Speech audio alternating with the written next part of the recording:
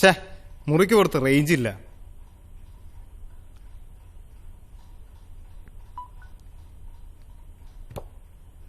കുറച്ച് ഫോട്ടോസ് ഫേസ്ബുക്കിൽ അപ്ലോഡ് ചെയ്ത് നോക്കിയിട്ട് നടക്കുന്നില്ല. ഫോൺ വാങ്ങിയപ്പോൾ ഇത്ര സമയം യൂസ് ചെയ്യാതിരിക്കുന്ന ആദ്യമായിട്ടാ. നെറ്റ് കിട്ടാഞ്ഞിട്ട് ഇതൊക്കെ ഇല്ലാഞ്ഞിട്ട് ഇപ്പൊ ജീവിക്കാൻ പറ്റില്ലാന്ന അവസ്ഥയായി. നീയൊക്കെ ഈ സ്മാർട്ട് ഫോണിന് അടിമകളാണ്. ഈ ഫോണിലമാർ ഡെയിലി 6-7 മണിക്കൂർ സ്പെൻഡ് ചെയ്യുന്നത്. അതിൽ കൂടുതൽ സമയം ഫേസ്ബുക്കും വാട്സാപ്പും. ബെസ്റ്റ് ആളാണ് ഉപദേശിക്കുന്നത്. നീ ഇത്രയും മണിക്കൂർ സ്പെൻഡ് ചെയ്യുന്നത് പുകവലിക്കാനും കള്ളു പിടിക്കാനും അല്ലേ? എടാ, എല്ലാ മനുഷ്യരും ഇങ്ങനെ കുറെ ബന്ധനങ്ങളില്ല. അത് പൊട്ടിച്ചെറിയാൻ വലിയ ബുദ്ധിമുട്ടാ. ക്രിസ്റ്റി, പുറത്തു പോയി വലിക്ക്. ഇയാൾ ഉറങ്ങിയില്ലേ? നിന്നോട് പലതവണ പറഞ്ഞിട്ടുണ്ട് റൂമിലിരുന്ന് വലിക്കരുതെന്ന്. ഓ,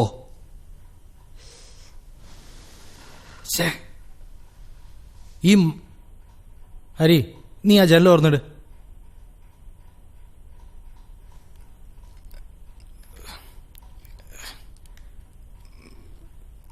എന്ത് ടൈറ്റാണ്, തുറക്കാൻ പറ്റുന്നില്ല. നീ വിട്ടിട്ട് പോര്, സാധനം തീർന്നു. നല്ല പഴക്കമുള്ള വീടാണ്. ആ ചെറ്റയ്ക്ക് 3 പേർ കൂടി 3 മുറി തരാമായിരുന്നു. ഇത് 3 പേരും കൂടി ഇവിടെ. ഇതെങ്കിലും കിട്ടിയത് ഭാഗ്യം, അല്ലെങ്കിൽ ഈ കാട്ടിലെ വല്ല പുലിയും പിടിച്ച് ചത്തേനെ. ഡോ, തൻ്റെ വല്ല ബുക്കുണ്ടോ? ഇയാളെ വിളിക്കേണ്ടായിരുന്നു. ഈ ഉപദേശിച്ച് നമ്മൾ ഉപദേശിച്ച് കൊല്ലും. ക്യാഷ് ഇറക്കാൻ ആള് വേണ്ടേ? അതാ ഇതൊക്കെ സഹിക്കുന്നത്.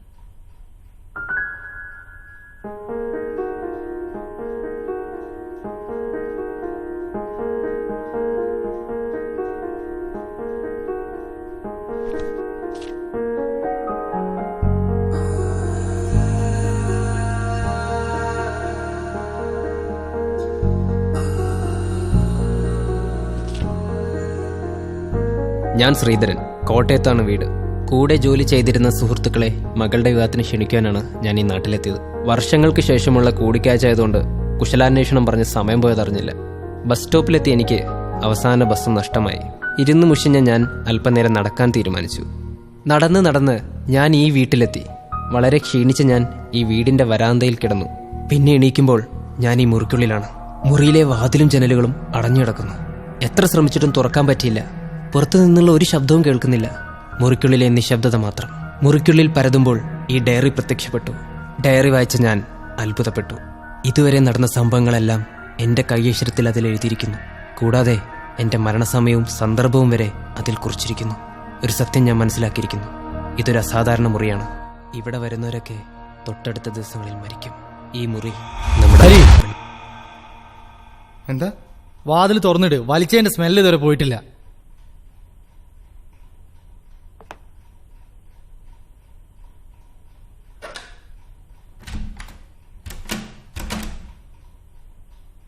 ഇത് തുറക്കാൻ പറ്റുന്നില്ല.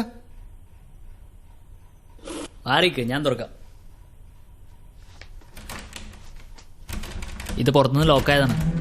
അതിന് പുറത്ത് ലോക്കില്ലല്ലോ. പുറത്ത് ലോക്കില്ല, ഉറപ്പാണ്. തടിയല്ലേ, തണുപ്പാൻ ടൈറ്റ് ആയതായിരിക്കും. ഹലോ ചേട്ടാ, ഹലോ ചേട്ടോ, ഹലോ ചേട്ടേ. ഈ മഹാമോനെ എവിടെ പോയി കിടക്കണം? ആ വാതില് പൊളിഞ്ഞു പോവും. എന്തു വാടേ, രണ്ടും കൂടി വാതിൽ തല്ലി പൊളിക്കോ?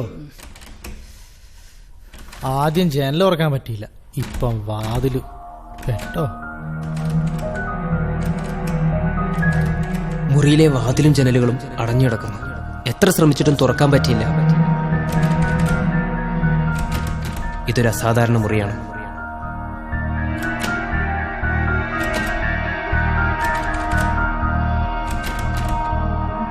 ഞാൻ മാത്യു ജോൺ. നഗരത്തിൽ റൂം കിട്ടാത്തതിനെ തുടർന്നുള്ള അന്വേഷണത്തിലാണ് ഞാൻ ഈ വീട്ടിലെത്തുന്നത്. ഈ വീടിന്റെ കാവൽക്കാരൻ ഈ മുറി കാണിച്ചു തന്നു. ശ്രീധരൻ എന്നയാളുടെ അനുഭവക്കുറിപ്പ് വായിച്ചപ്പോൾ വല്ലാത്ത ഭയം തോന്നി. ഈ മുറിയിൽ താമസിച്ചയാളാണെന്ന് അപ്പോൾ തോന്നിയില്ല. അടുത്ത പേജ് വായിച്ചപ്പോൾ ഞെട്ടിത്തെറിച്ചു. എന്റെ കൈയക്ഷരത്തിൽ ആരോ എഴുതി വെച്ചിരിക്കുന്നു. അതും മുറിയിൽ സംഭവിക്കുന്ന ഈ കാര്യങ്ങൾ. അതെ, ശ്രീധരൻ പറഞ്ഞതുപോലെ ഇതൊരു അസാധാരണ മുറിയാണ്. ഇവിടെ വരുന്നവർ അടുത്ത ദിവസങ്ങളിൽ മരിക്കും. ഈ മുറിയിൽ കയറി വാതിലും ജനലുകളും അടച്ചാൽ പിന്നീടത് തുറക്കാൻ സാധിക്കില്ല. ഇതിനുള്ളിലെ ഒരു ശബ്ദവും പുറത്തു കേൾക്കില്ല. കുറച്ചു സമയത്തിന് ശേഷം ഈ മുറിയിൽ ഇരുട്ടായി. പിന്നീട് എത്ര സമയം ഈ മുറിയിൽ കഴിച്ചുകൂട്ടിയെന്നറിയില്ല. മണിക്കൂറുകളോ ദിവസങ്ങളോ. ഓർമ്മ വരുമ്പോൾ ആക്സിഡന്റ് ഉണ്ടായി ഞാൻ മരിച്ച ആ റോട്ടിലാണ് നിൽക്കുന്നത്. ഞെട്ടലിൽ നിന്ന് വിമുക്തനായതും ആ ബസ് ഇടിച്ചത് ഒരുമിച്ചായിരുന്നു. എന്തു പറ്റി? എന്താടാ? ഈ ഡയറിയിൽ എന്തോ എഴുതിയിരിക്കുന്നു. ഡയറിയോ? എന്താ കാര്യം? This is not an ordinary room. This working room has some power, some extraordinary power. What man? പവറോ? എന്തു പവർ? ഈ ഡയറി ഒന്ന് വായിച്ചു നോക്ക്.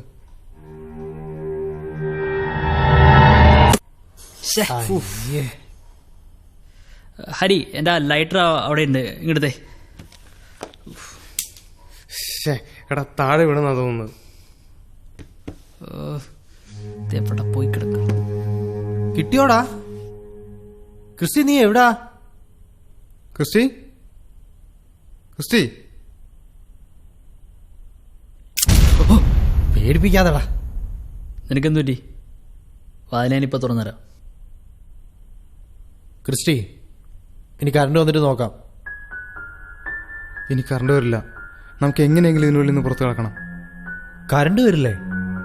അത് നിനക്കെങ്ങനെ അറിയാം?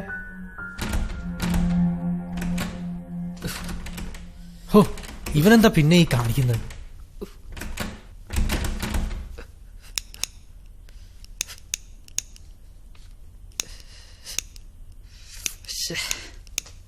ഓ, ഇത് കത്തണമില്ലോ. എടാ നിങ്ങൾ ഞാൻ പറയുന്നൊന്ന് വിശ്വസിക്കുക. ഇതൊരു പ്രത്യേകതരം മുറിയാണ്. എടാ നമുക്കെന്തോ സംഭവിക്കാൻ പോകുന്നു. മിണ്ടായിരിക്കാവോ? ദീപു, നീയെങ്കിലും ഒന്ന് വിശ്വസിക്ക്. നീ ഒന്നും മിണ്ടാതിരിക്കേ. ഡാ, നിങ്ങളെവിടാ? ഹരി, ഹരി എവിടെ?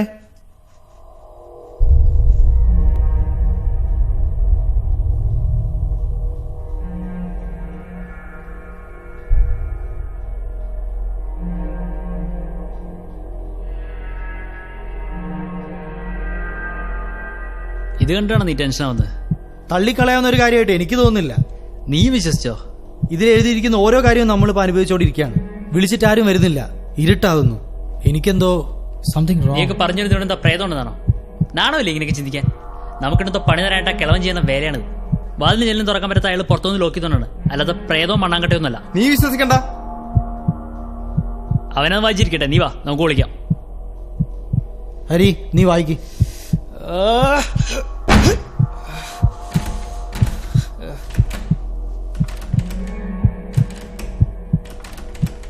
ഇത് തമിഴാണല്ലോ.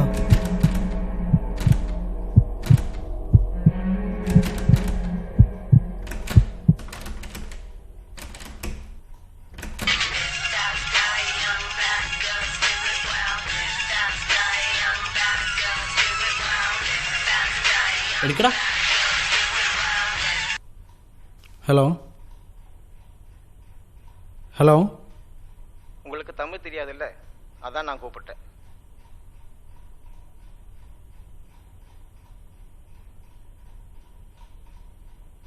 அந்த டைரியில் எழுதியிருக்கிறது என்னை பற்றி தான். ആരാ നിങ്ങൾ? என் பேர் மருதமுத்து, ஊர் மதுரை. கேரளாவுக்கு வந்து 3 வருஷம் ஆச்சு. வீடு வீடாக தவணை முறையில் ஜவுளி வியாபாரம் பண்ணியிருந்தேன். இந்த ஏரியாவில் வியாபாரம் பண்ணலாம்னு நினச்சி இந்த ரூமில் தங்கினேன். பக்கத்தில் உள்ள வாட்சர் தான் இந்த ரூம் எனக்கு காமிச்சு கொடுத்தார். இந்த ரூமுக்குள்ளே வந்த முதல்ல ஒவ்வொரு சம்பவமும் பயமுத்துற மாதிரியே இருந்தது. நானும் பயந்து ஜன்னல் கதவு திறக்க பார்த்தேன். எதுவுமே திறக்க முடியல. சத்தம் போட்டு பார்த்தேன், ஒரு ஆளும் கேட்கல. ஜன்னல் கதவு உடைக்கணும்னு பார்த்தேன், அதுவும் முடியல. அப்படி இருக்கும்போது மேசையில் இருந்த டைரியை பார்த்தேன். புரட்டி பார்க்கலாம்னு நினைக்கும்போது காத்திர டைரியும் ஒவ்வொரு தாளாக புரட்டி புரட்டி பறந்தது. திடீர்னு ஒரு பக்கம் அசையாமல் இருந்தது. அதில் நான் எழுதின போலேயே எழுதியிருந்துச்சு. இதுவரை நடந்த சம்பவம் பூராவும் நான் எப்படி சாக போகிறேன் அப்படிங்கிறது கூட எழுதியிருந்தது. அதனால் நண்பர்கள், இந்த ரூமில் வந்தவங்க யாருமே திரும்பி போனதா சரித்திரம் இல்லை. உங்களுக்கு சாவு நெருங்கிருச்சு. அதனால தான் இந்த ரூமுக்கு வந்திருக்கிறீங்க. உங்கள் சாவு எப்படி இருக்குங்கிறதும் இந்த ரூம் உங்களுக்கு காட்டி கொடுக்கும்.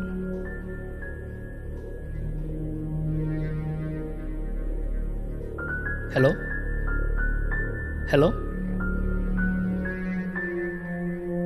ഹലോ, റേഞ്ചില്ലെന്ന് തോന്നുന്നു. ഇതൊക്കെ വെറുതെയാണ്, ടെൻഷൻ ആവണ്ട. എനിക്ക് പേടിയാൻ ദീപു. ഇവിടെ വന്നവരാരും ജീവിച്ചിരിപ്പില്ല. നമുക്ക് എന്തേലും വഴി കാണാം. വാതിൽ അല്ലി പൊളിക്കാം, അത് തന്നെ വഴി. നീ ഒറ്റൊരുത്തനാണ് ഇതിനെല്ലാം കാരണം. ഞാനോ? വെറുതെ ഇരുന്ന് ഞങ്ങൾ അഡ്വഞ്ചർ ട്രിപ്പ് എന്ന് പറഞ്ഞ് ഇവിടെ കൊണ്ടുവന്ന് നീയല്ലേ? നിനക്ക് സംസാരിക്കണമെന്ന് ഞാനാണ് നിനക്ക് പൂട്ടിയിട്ടിരിക്കുന്നതെന്ന്. എന്നോടുള്ള ദേഷ്യം നീ അവിടെ തീർക്കണ്ട. ഡോ അധികം ഭരിക്കാനൊന്നും പറഞ്ഞ കുറെ നാളെ ഞാൻ അനുഭവിക്കുന്നു. കൂട്ടുകാരെ ഊമ്പിച്ച് ജീവിക്കുന്ന നിന്നോടൊക്കെ പിന്നെ എങ്ങനെ സംസാരിക്കണോ? ഇതുവരെ നടന്ന സംഭവങ്ങളെല്ലാം എന്റെ കയ്യക്ഷരത്തിൽ അതിൽ എഴുതിയിരിക്കുന്നു. அது நான் எழுதின போலயே எழுதிருந்துச்சு. இதுவரை நடந்த சம்பவம் பூராவும் நான் எப்படி சாக போறேன் அப்படிங்கிறது கூட எழுதியிருந்தது. എന്റെ കൈയക്ഷരത്തിൽ ആരോ എഴുതി വെച്ചിരിക്കുന്നു, അതും മുറിയിൽ സംഭവിക്കുന്ന ഈ കാര്യങ്ങൾ. ഞാൻ ദീപു, കൂട്ടുകാരായ ഹരിയും ക്രിസ്റ്റിയുമൊത്ത് അഡ്വഞ്ചറസ് ട്രിപ്പിന് ഇറങ്ങിയതാണ്. ഷെൽട്ടർ തേടി അലഞ്ഞ ഞങ്ങൾക്ക് കാടിനുള്ളിലെ ഈ വീടാണ് കിട്ടിയത്. ഇവിടെയുള്ള കാവൽക്കാരൻ ഈ മുറി ഞങ്ങൾക്ക് ഒരുക്കി തന്നു. വന്നപ്പോൾ മുതൽ ഹരി ഈ ഡയറിയും വായിച്ചിരിക്കുക. ഇതിനിടയിൽ മുറിയിലെ വാതിലും ജനലുകളും തുറക്കാൻ പറ്റുന്നില്ല എന്നൊരു കാര്യം ഞങ്ങളുടെ ശ്രദ്ധയിൽപ്പെട്ടു. അപ്പോഴാണ് ഡയറിയിൽ കുറച്ച് ആൾക്കാർ എഴുതിയ അനുഭവക്കുറിപ്പുകളെപ്പറ്റി ഹരി പറയുന്നത്. ഈ മുറിയിലെ പ്രത്യേകതകളെപ്പറ്റി ഡയറിയിൽ നിന്നും മനസ്സിലായി. ഈ മുറിയിൽ വരുന്നവരൊക്കെ അടുത്ത ദിവസങ്ങളിൽ മരിച്ചു പോകുന്നു. അവർക്ക് മരിക്കാൻ സമയമായതുകൊണ്ടാണ് ഈ മുറിയിൽ എത്തിച്ചേരുന്നത്. ഇവിടെയുള്ള ഡയറിയിലൂടെ ഇതൊക്കെ അവരുടെ ശ്രദ്ധയിൽപ്പെടുത്തും. പക്ഷേ ക്രിസ്റ്റിയോട് എത്ര പറഞ്ഞിട്ടും വിശ്വസിക്കുന്നില്ല. അല്ലെങ്കിലും അവൻ പണ്ടേ ഒരു നിഷേധിയാണ്. ഇതിന്റെ ദേഷ്യത്തിൽ ഞാൻ അവനെ കുറ്റപ്പെടുത്താൻ തുടങ്ങി. വാക്കേറ്റമായി, പിന്നെ അത് കയ്യേറ്റവും. അബദ്ധത്തിലാണെങ്കിലും അവനുമായുള്ള സംഘടനത്തിൽ കട്ടിലിൽ തലയടിച്ചു വീണ ഞാൻ തൽക്ഷണം മരിച്ചു.